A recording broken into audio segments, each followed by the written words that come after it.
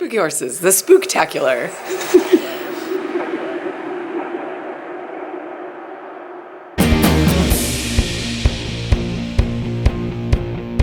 Welcome to No Bucks Given, the equestrian podcast where we have honest conversations about the horse industry. We have a special episode for you guys today in the spirit of Halloween, where we're discussing spooky horses. I'm joined by my trainer and friend, Liisa Gallagher, who's an equine emotional specialist and has years and years of experience dealing with horses of all different shapes and sizes and problems. Liisa is very familiar with spooky horses, as am I, and we each have unique perspectives on what can cause it. Liisa, thank you for joining me. Thank you so much for having me. So how often do you deal with especially spooky horses, and how do you differentiate between a spooky horse and a horse that spooks? Interesting. I deal with a lot. And I would say you have to figure out the why. Mm-hmm. Is it based on past experiences? Right. Is it nature? Yeah. Did that horse come out a little more fearful? Which means in the wild, it's probably going to be more successful. Yeah. Right? So you have to understand that and then work within it to show them that they can have confidence. A lot of them lack self-confidence. And something that's definitely going to be your point, is it pain-related? Okay. Is it also made worse by past training experiences? How was it handled before? Right. So I'm looking at all of that and assessing how I'm going to help that horse get through it. I like that. Yeah. So why don't, I think we're going to go over our top 5 ways of dealing with spookiness in horses, but why don't we just briefly touch on what you're going towards, which is the most common causes we see? Because understanding the cause is, as you just said, the most important way, the most important step in figuring out how to address the spookiness. Right. So what I personally see most often is horses that are spooky, especially the ones that are pretty reasonable and then suddenly are starting to spook at something and it seems kind of arbitrary. I remember my horse Wesley, he would occasionally just especially in the wintertime as it started getting colder, he would just pick an arena of the pick a corner of the arena that was my problem.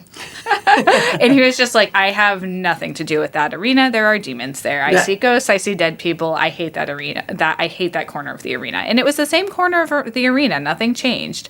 But looking back now, I really feel like horses that start displaying that sort of behavior, it's typically a pain response and it is an evasion. I had a coach tell me that's an evasion. He's being bad, which it's true. It is an evasion. Mm-hmm. I do believe that it is them trying to get out of work at some level, but I think it's because of pain. Right. Why are they trying to get out of that? Right. Yeah. I don't think it's arbitrary. Right. So what I see most often is, a lot of the times they do start getting spooky in the colder seasons. Mm-hmm. And I think that, that can be very often because as it gets colder, they get colder, the ground gets harder, and they just get a little bit tighter muscularly, the same way we do because of the cold. I also think sometimes the changes of the season, especially with the fall, because there's so much rain and thunderstorms, I think that a lot of horses can get ulcery around that time. And the grass drops off. Yeah, the grass changes. Mm-hmm. Their feed situation might change. A lot of horses even move, or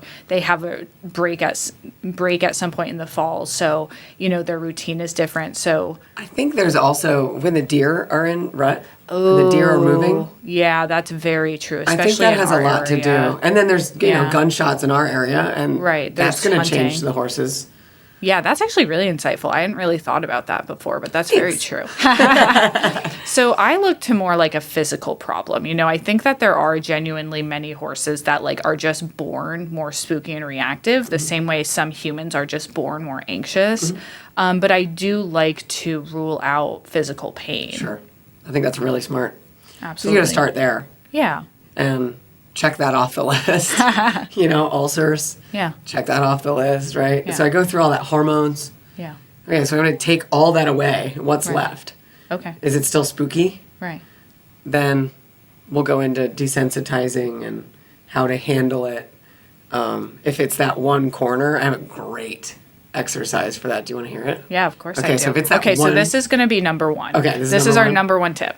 Okay. So if you have that one area of the ring that it's just always an issue, make that the area that they get a break and that you dismount. Oh. So that is the only area Okay. that you stop.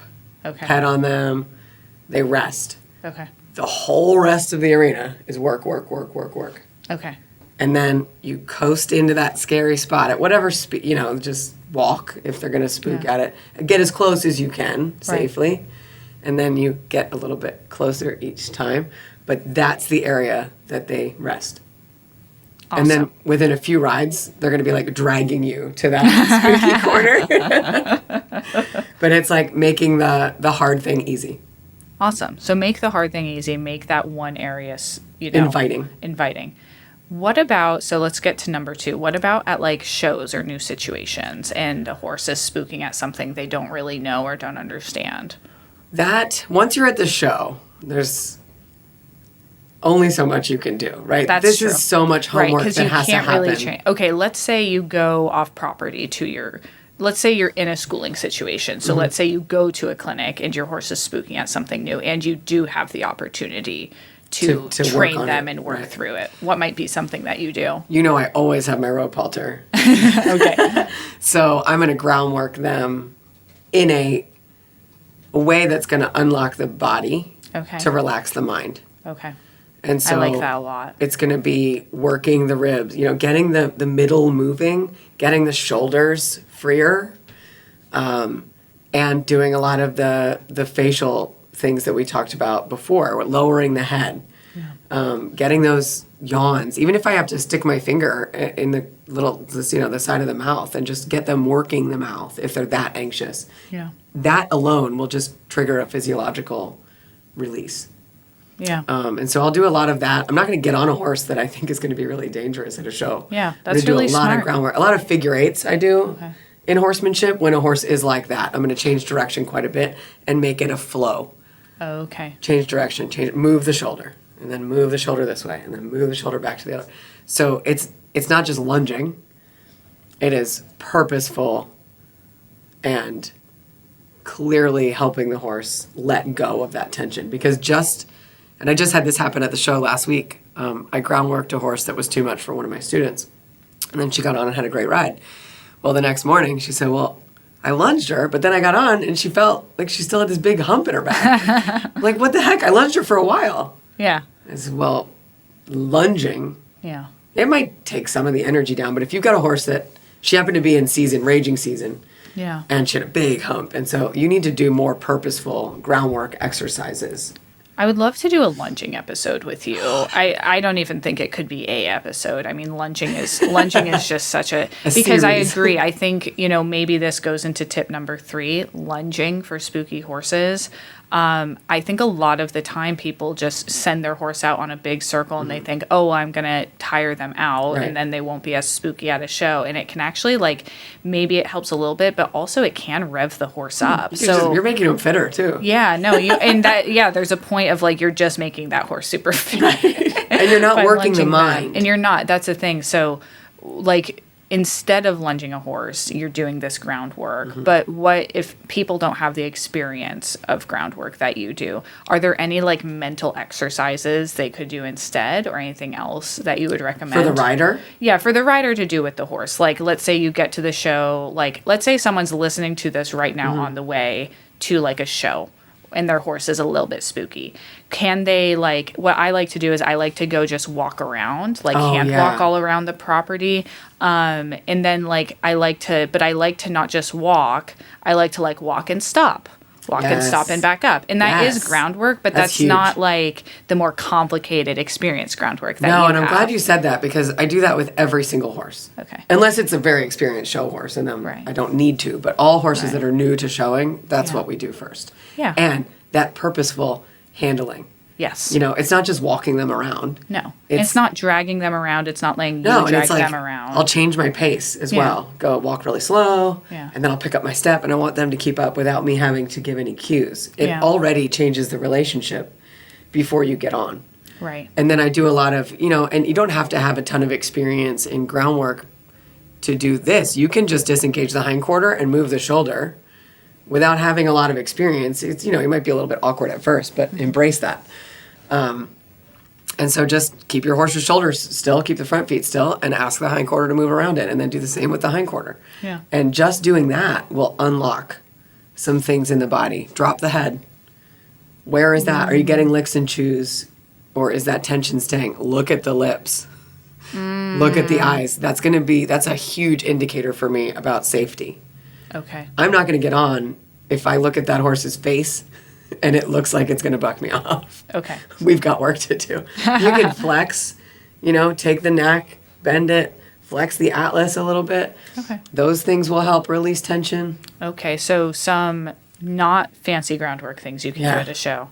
Walk, halt, back up a little bit. Mm-hmm. I don't love how many people use back up as like a reprimand. That's not how I use back up. Mm-hmm. But like just a few steps of back up, I think are useful. Yeah. And then bending them around, maybe even doing like a little bit of do you think carrot stretches would be helpful to just get like them engaged with you? Yeah, I mean, that can certainly work. Stretching and flexing. Any it's not stretching and flexing. Yeah, some stretching and flexing to kind of help unlock their body. Right. Okay. So do you have any, what other tips do you have for spooky horses? Number 4. Okay, this is a safety thing. Okay. For the rider. Okay. Learn how to disengage the hindquarter. Learn a one-rein stop. Okay. That's it. Well, what? No, so, I should do a video on that. But it's being able to take one rein. You slide your arm down one side. Okay. I like my horses to do it. They have to know it on both. Okay. I'll slide it down, and then wherever your arm naturally goes, you bring that to your sternum. And the hindquarter should go around the front end. Now, if you're in an emergency situation, it is best that you have practiced this a lot with your horse. Okay. Because it has to be a reflex for the rider. That's so funny. I have the reflex, like if a horse, like I can so quickly, like just from having a really spooky horse, I can walk a horse out on the buckle, and as soon as they spook, I can grab the reins and slide them up immediately. Right. And that's like, it's not quite the same, but it's a reflex that you just get from having spooky horses. Because you can't think about it. There's no time. Yeah, you have to practice it. It has to be your action. Yeah. Your reaction, really. Right. And so I can't tell you how many times that saved my life. I wish it was the first thing I learned. It's the first thing I taught my son. Yeah. And I teach it to all my students. Okay. But I didn't learn it until I was like 28. Okay. Wow. And it's a lifesaver because it'll stop a bronc, it'll stop a buck, it'll stop a rear, it'll stop a leap, yeah, it's huge. That's so interesting because I don't think I learned what I learned, which is very similar. I didn't learn it. Like, no one taught me that. That just came from literally having a spooky horse that took off with me all the time. And how much PTSD do you have from that? Oh, I mean, he can like look up and I'll do it. Like, I have no control over that. Like, right. Or backward. Yeah, exactly. Yeah. Like in any horse, like I'll feel them like just like drop their back a little bit, even if they're not going to spook. And I just like immediately have immediately wachad, like just like, and I'm not even grabbing them in the mouth. I just like, my hands are out like in front of the crest of their neck and I have a grip on their reins if they bolt basically. But it's super smart. Like that's super common sense to just teach everyone. And one rein is really good because if you have two, horses will want to you're go totally against right. that. Yeah. Sorry. Yes. That pressure with two is changes so the bad. mental. It changes the mental. It makes you feel trapped. Right. Yeah. So that's one rein stop is like God where we live. Yes. Yeah. Like everyone learns one rein stop. That's super interesting. I guess what we've been told is like you practice it a million times before you go out and do anything, so that when you do pull around, because you don't want to pull too fast. Right. You want to you as fast as you need to, but like. If they aren't flexible like that too, right, then it's not going to work. Right. Your horse has to be soft in the mouth, right? And you have to be able to bend. And I learned this actually, as if I hadn't known it for 15 years. I learned the hard way again last fall, getting on a 2-year-old that I didn't breed and that came to me for behavioral issues, and I was like, oh yeah, I really should have spent more time teaching that flexion, because when I went to go for the one rein stop, it wasn't there. And my horses that I breed... Did it fall? Oh, no, it bronked me Oh my God. 9 times and then I bailed. Oh wow. And I hadn't ever come out of my roping saddle, ever, until that day. That's so interesting. And I was like, wow. But it was like, I wasn't practiced enough with that horse. But I hadn't started someone else's problem child in a few years. I'd only done my own homebreds. Right. And they already know how to bend so much better before I ever get to that stage because I have worked on flexion and bending on the ground their whole life. So it's like I don't have to really teach it to them so much until the bit, you have to teach them to soften to the bit. But I had a harsh lesson last fall again. You need those little reminders. That's awesome. All right, so number 4 is a pulley rein. A one rein stop. One rein stop. Disengage of the hind quarter. So pony clubbers, so you're saying one rein stop. What pony clubbers call it is a pulley rein. Okay. Yeah. And so basically what we do is basically like you fix one hand and the other hand is what stops the horse. Okay. Yeah. And so you have the outside like slowing them down as well. It doesn't have as much flexion, but mine, it's you stop the front end. Yeah. And you send that hind quarter around it. Slide it around, yeah. And I always tell people to come here because if you come up or you come too far back. So come to your sternum. Sternum, okay. Because you can flip a horse doing this the wrong way. Right. Yeah, so that is the safest way that I can teach everyone. Just go right there. Okay. Because if you come up too high, you can, and they're in a bad behavior, they can actually go that way and flip. Okay. And you don't want to do that, obviously. Okay. And then what you just say really quick, and the reason why it's called a one rein stop is because you use one rein. There's no pressure on the other rein for the purpose they don't feel trapped. Yes. It's very important with the one rein stop. The reason I like using one rein in a very tense, dangerous situation that can arise where you need it is because 2 reins can make a horse feel trapped or more anxious or want to run. Like I learned this a lot with thoroughbreds and with racehorses. Like if you take that contact, they're like, let's go. Yeah. And so it takes all that anxiety away. There's something magical about doing work with one rein. No, that's super interesting because we were always like taught that our safety thing was the pulley rein, and that's like contact on both sides. Right. So it's very interesting to think about just engaging one side. And and there's certainly not one way. Only one way. Exactly. Yeah, no, this is what I have found to work and why. The reason I like that one rein approach. Yeah, that's really cool. So horse takes off, you have a one rein stop. One rein stop. Number 5. Okay. For spooky horses. Let's talk. So I think we've talked about like situational, but what if you just have a horse that's spooky in general? Desensitization. Okay, so what's that look like to you? Okay. Because a buzzword right now is flooding. Yes. With desensitization. I agree. Can you define that quickly for me? Yes, you can. I don't want to numb the horses. Okay. I just want to help them gain confidence. I like that. Right? So you're gently exposing them to things, giving them the confidence to not be scared of a new thing. But you're not just like taking them to a clinic and throwing a tarp over their head. No. And I do that too, right? But you work up to it. I work up to it. Yeah. And this is such a hard one that takes a lot of years of experience because you can just overdo it. And again, I think fear is also what happens, the why of flooding. Okay. I think people are like, I have to do this and I have to just throw everything at them. Yeah, well, I think what I've noticed is that like people take if they're in this world at all, people maybe take a desensitizing clinic like once a year, if that. A lot of people literally have just done it like once with their horse, and it's like you wouldn't do anything else once and expect results. And you'd throw everything at them at one time. Right, like it's not like you would I know a lot of dressage people who like take a horse to a desensitization clinic and they're like literally 30 obstacles or whatever set up and they take the horse through and then they go on their way. But like it's not like you would go to a jumping clinic and go jump 5 feet and then just go home. And then like, that's it. Yeah. Re-jump for the year. Yeah. No, I think it has to be a lifestyle. Yeah. Makes sense. And, Flash doesn't get it. Like, I should do more with her, honestly. She would go to war. But she goes to war. She's the apocalypse She's horse. fine, She's amazing. But, we have the leprechaun. The inflatable. Oh, you have an inflatable leprechaun? I have an inflatable tube man that's awesome. a leprechaun, so we use that. Oh, you have a tube man? It's great. Do you put it in the arena? Mm-hmm. It's in the arena. Oh my God. Have you seen the one of the two-man twerking?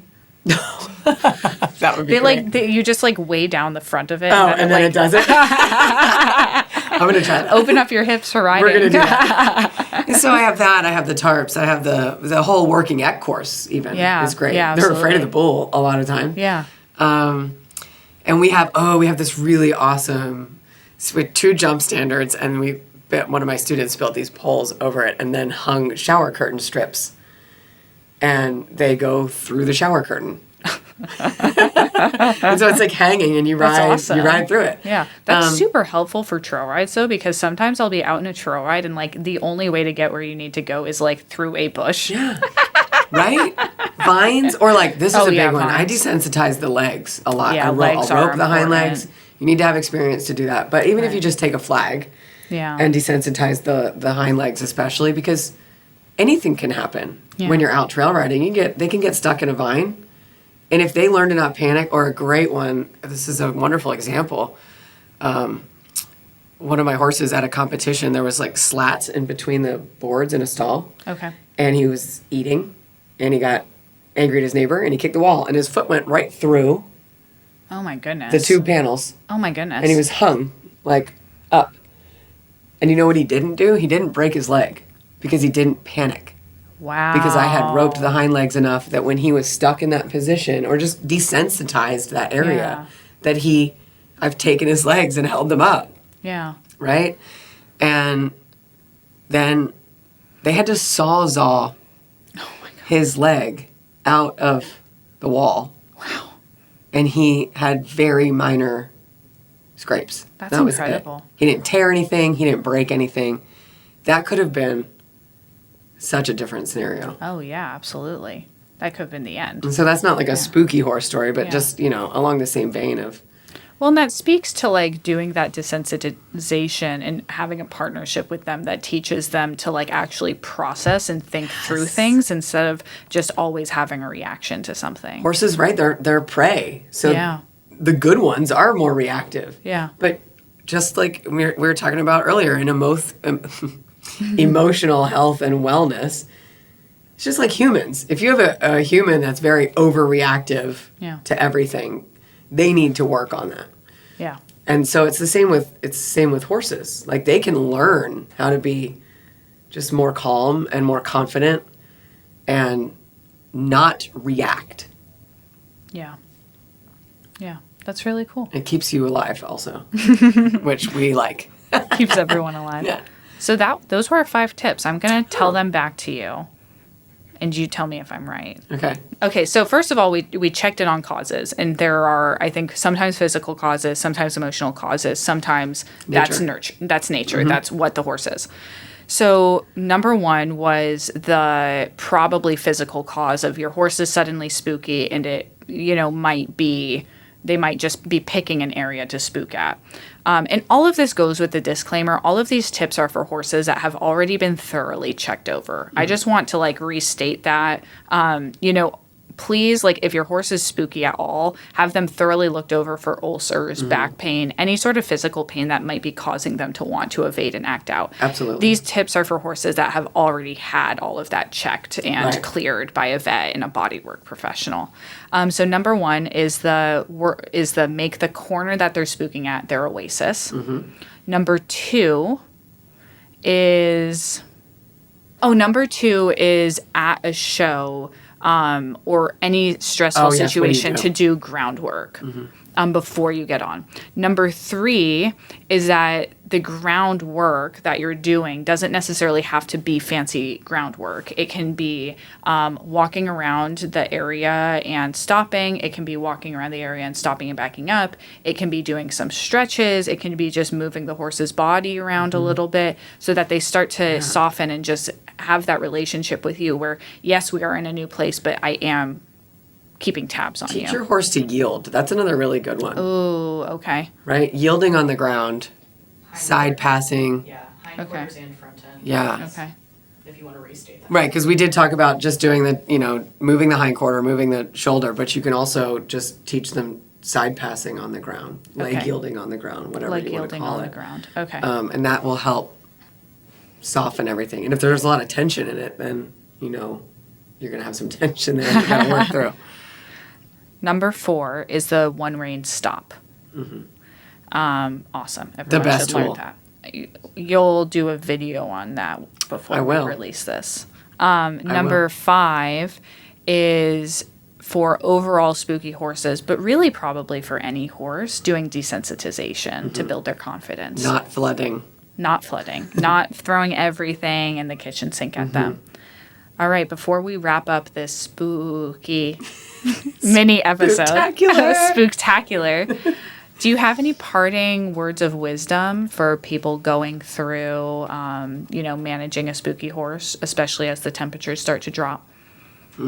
This is my least favorite time of year. Yeah, it's mine too. I love the fall, but deep winter, just everyone feels bad. The horses all feel bad. Yeah. Some of us lucky bitches go to Wellington. Florida. Yeah. And it's like, getting around that time. Time to start packing. Melissa is piecing out. Yes, because I choose life. No, I think trying to remain calm. Yeah, I love for that. us is really important. And that's not easy to do. When you're dealing with a spooky horse, it's not fun. Yeah. And if you don't know when it's coming, so I do a lot of that's where the meditation comes in and the breath work. And sometimes I have to stop myself and just take a minute. Okay, assess the situation. And a lot of times if you're not safe under saddle, get off. I love that. You're not going to, he's not winning. Right. Right. Just be safe. Do something else when you get off. Yes. Get off in groundwork immediately. Yeah. I don't get off and pat him and say, okay. I'm going to get off and I'm going to disengage that hindquarter real fast. Yeah. That's cool. I'm gonna move the shoulder and then I'm going to back him up. Okay. And all in pretty quick succession. And then I might then go grab the rope halter and do a groundwork session before I get on again because it's just not worth it. I love that. I think that's really true, and just being flexible with your training when horses have different anxieties and different needs and strengths.